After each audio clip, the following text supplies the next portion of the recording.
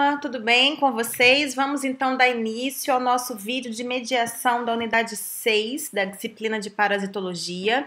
Então eu vou avançar um pouquinho no nosso material didático e abordar alguns conceitos, né, que esse material apresenta para vocês.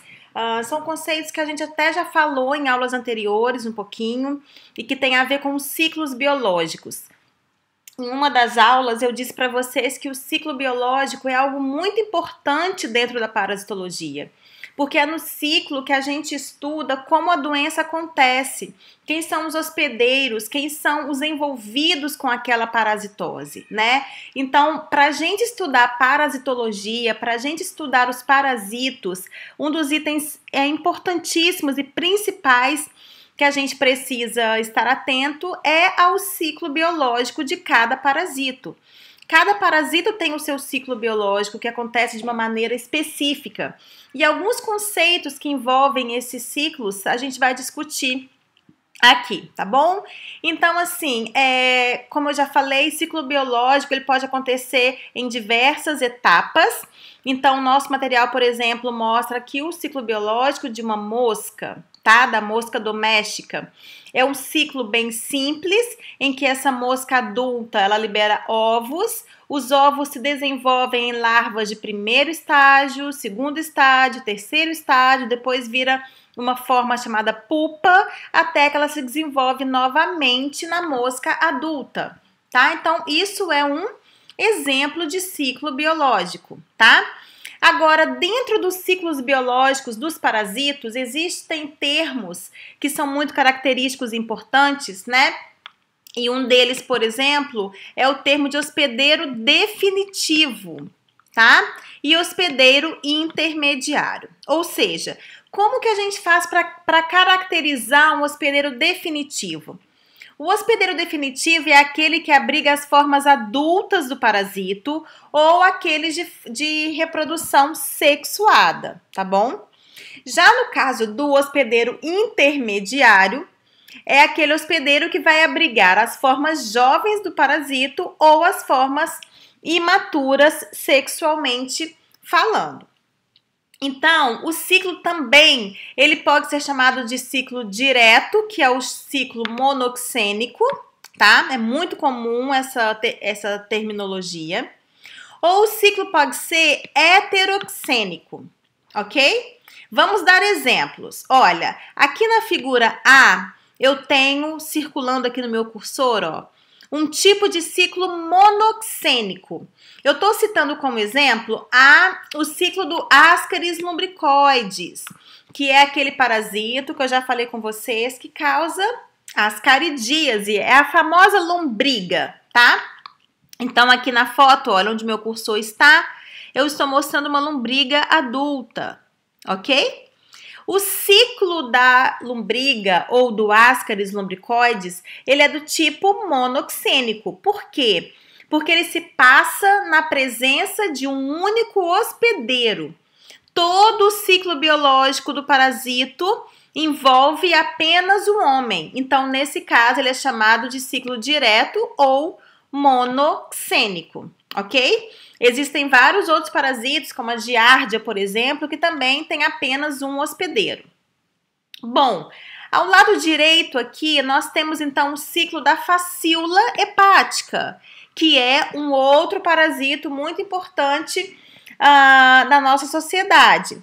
O ciclo da facíola hepática, observem, ele tem um hospedeiro adulto e depois, ao longo do ciclo, tem um outro hospedeiro, ou seja, esse é um tipo do ciclo indireto ou heteroxênico. É um ciclo mais complexo, no qual o parasito se desenvolve com a presença de mais de um hospedeiro, tá?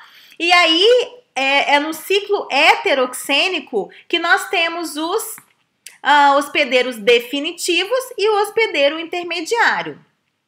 Vocês concordam comigo? Pensem bem. Quando o ciclo possui apenas um hospedeiro, que aqui no caso da lombriga é o homem, eu não tenho um hospedeiro definitivo e outro intermediário, porque é apenas um hospedeiro. Mas quando eu tenho um ciclo mais complexo e que envolve a presença de mais de um hospedeiro, eu tenho um ciclo, então, do tipo heteroxênico. tá?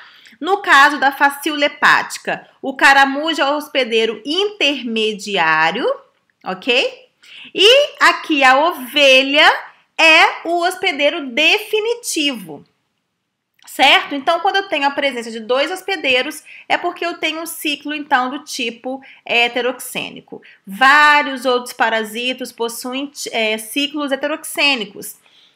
O Toxoplasma gondii, que causa toxoplasmose.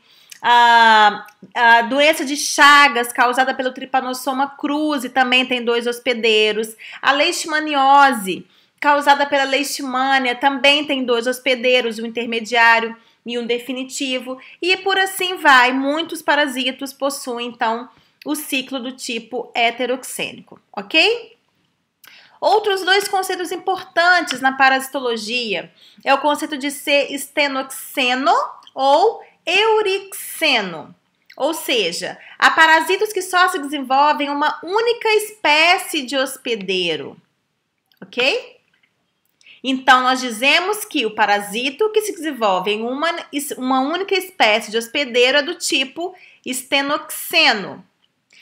Enquanto isso, outros parasitos admitem uma variedade de hospedeiros. E aí, nesse caso, então, quando o parasito pode se desenvolver em diferentes hospedeiros, nós temos, então, parasitos do tipo eurixeno, ok?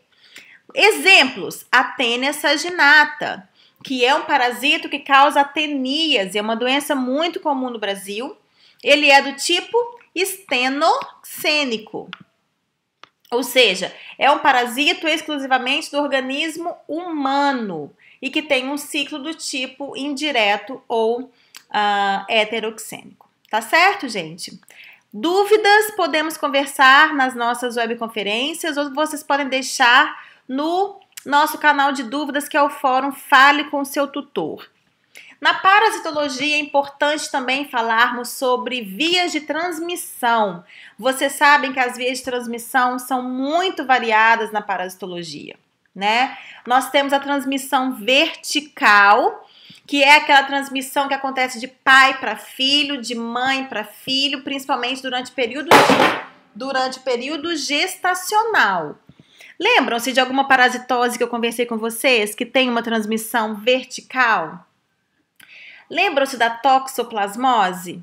Que eu disse, inclusive, que a transmissão do toxoplasma via placentária pode, inclusive, trazer má formação para o feto? Então, a toxoplasmose é um caso em que pode ocorrer a transmissão vertical. Enquanto a mãe estiver grávida, ela pode transmitir para o feto o parasito e o parasito pode provocar severas modificações no embrião. Pode causar, inclusive, aborto, tá bom? O outro tipo de transmissão é a transmissão chamada transmissão horizontal, que pode ser do tipo direta ou indireta, tá bom?